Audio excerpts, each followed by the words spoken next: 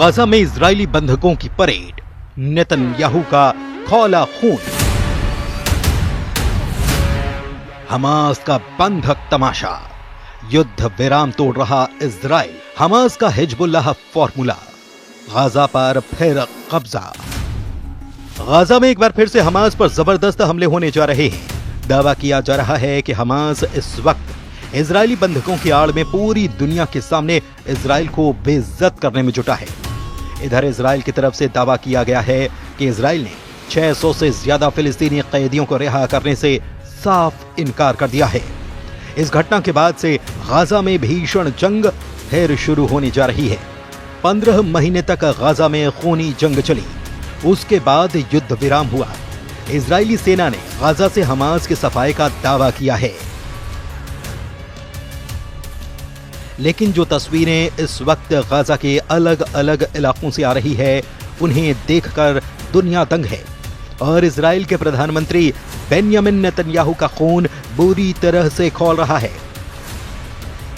जरा गाजा के अलग अलग इलाकों से आ रही इन तस्वीरों को देखिए, जहां पर हमास के लड़ाके इजरायली बंधकों को रिहा करने से पहले उनकी परेड निकाल रहे हैं। हमास के बंधक बने ये वो इजरायली हैं जो पिछले 15 महीनों से अपने रिहाई का इंतजार कर रहे थे।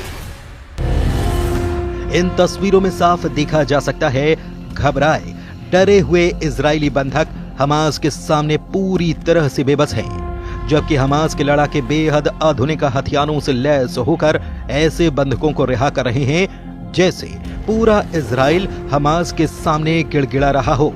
हमास ने शायद इससे पहले कभी भी इतने बड़े पैमाने पर बंधकों के रिहाई के वीडियो नहीं बनाए होंगे। चेहरा ढके ये वो हमास लड़ाके हैं जो हमास की नई लीडरशिप की बुनियाद बनने जा रहे हैं। इन तस्वीरों को देखने के बाद से इजरायली पीएम बेन्यामिन नेतन्याहू से लेकर इजरायली सेना के कमांडर इन चीफ बुरी तरह से बौखला गए हैं। जरा देखिए गाजा में लोग हमास के इस तमाशे को लेकर कितने खुश हैं। हमास अपमानजनक तरीके से इजरायली बंधकों की रिहाई कर रहा है। खबरों के मुताबिक हमास चुन चुनकर यहूदी बंधकों की परेड निकाल रहा है। जो बंधक यहूदी नहीं हैं, उन्हें हमास बिना तमाशे के रिहा कर रहा है। हमास ने 22 फरवरी को एक वीडियो भी जारी किया था, जिसमें इजरायली बंधकों एव्याटार डेविड और गाई गिलबोआ दलाल को रिहा होते हुए इजरायली बंधक दिखाए गए, जिसके बाद बंधक बने दोनों इजरायली बंधक खुद की रिहाई के लिए गिड़गिड़ाने लगे। दावों के मुताबिक 5 यहूदी बंधकों को मंच पर परेड कराई गई, जबकि छठा बंधक जो यहूदी नहीं है बिना किसी धूमधाम के रिहा कर दिया गया। इस वीडियो को देखने के बाद से पीएम नेतन्याहू ने हमास के तमाशों पर जबरदस्त पलटवार किया है। खबरों में दावा किया गया है कि इजराइल ने 620 फिलिस्तीनी कैदियों के रिहाई को अनिश्चित काल के लिए टाल दिया है। इन कैदियों को हमास के साथ बंधक रिहाई समझौते के तहत 22 फरवरी को रिहा किया जाना था। प्रधानमंत्री बेन्यामिन नेतन्याहू के दफ्तर के मुताबिक फिलिस्तीनियों की रिहाई रोकने का फैसला हमास के बार बार युद्ध विराम उल्लंघन के चलते किया गया। अब फिलिस्तीनी कैदियों की रिहाई बंधकों के अगले दौर की वापसी के तौर तरीकों पर निर्भर करती है। इधर गाजा में एक और खेल भी शुरू हो चुका है। भले ही हमास के chief commander Ismail Haniyeh, Yahya Sinwar जैसे टॉप कमांडर और चीफ मारे जा चुके हैं, लेकिन हमास अब भी बेहद मजबूत माना जा रहा है। 15 महीने के गाजा युद्ध में 30,000 से ज्यादा हमास के लड़ाके मारे जा चुके हैं, लेकिन उसके बावजूद गाजा के कई इलाकों में हमास की जबरदस्त पकड़ बनी हुई है। कुछ खुफिया अधिकारियों का दावा है कि हमास हिजबुल्लाह के फॉर्मूले से एक बार फिर से गाजा पर कब्जा कर सकता है। जरा देखिए, यह है हमास का हिजबुल्लाह फॉर्मूला। इजराइल पर हमला करके दुनिया के सामने अपना क्रूर चेहरा दिखलाने वाले गाजा के चरमपंथी संगठन हमास ने गाजा को लेकर खतरनाक प्लान बनाया है। हमास की योजना गाजा पर उसी तरह से शासन करने की है जैसे हिजबुल्लाह की लेबनान पर है। इजरायली खुफिया एजेंसी मोसाद के पूर्व अधिकारी रामी इगरा ने यह दावा किया है कि हमास गाजा पर हिजबुल्लाह की तरह शासन करना चाहता है, जिसमें फिलिस्तीनी प्राधिकरण को एक मोर्चे के रूप में इस्तेमाल किया जाएगा। जबकि पर्दे के पीछे नियंत्रण बनाए रखा जाएगा हमास के द्वारा। मोसाद के कैदी और मिसिंग पर्सन प्रभाग के पूर्व प्रमुख रामी इग्रा के एक इंटरव्यू का हवाला देते हुए यरूशलेम पोस्ट ने खबर छापी है। इग्रा ने इस बात पर जोर दिया कि हमास का मुख्य लक्ष्य गाजा में सत्ता में बने रहना है। इग्रा ने कहा कि वे गाजा पर शासन करना जारी रखना चाहते हैं और वे ऐसा करने के लिए सब कुछ करेंगे। हम आपको बता दें कि 7 अक्टूबर 2023 को इजराइल पर हमास के हमले फिलिस्तीन के लगभग 23 लाख आबादी पर बहुत भारी पड़े हैं। लगभग 467 दिन के युद्ध में गाजा पूरी तरह से तबाह बर्बाद है। अगर जंग के लिहाज से देखा जाए तो इजराइल ने गाजा के एक बड़े इलाके पर पूरी तरह से कंट्रोल कर लिया है। गाजा के जबालिया, रफा, खान यूनुस, गाजा शहर, पूर्वी गाजा और दक्षिणी गाजा के हालात देखकर किसी को भी अंदाजा हो जाएगा कि गाजा को पुराना गाजा बनाने में कम से कम 30 साल लगेंगे। जरा देखिए युद्ध विराम के बाद गाजा में क्या हालात हैं। गाजा जंग में 61,700 से अधिक फिलिस्तीनी मारे गए हैं, लेकिन मारे गए 61,700 से ज्यादा फिलिस्तीनियों में 17,400 से ज्यादा बच्चे हैं, जबकि हमास की 24 बटालियन में शामिल 30,000 लड़ाके 15 महीने की जंग में मारे गए।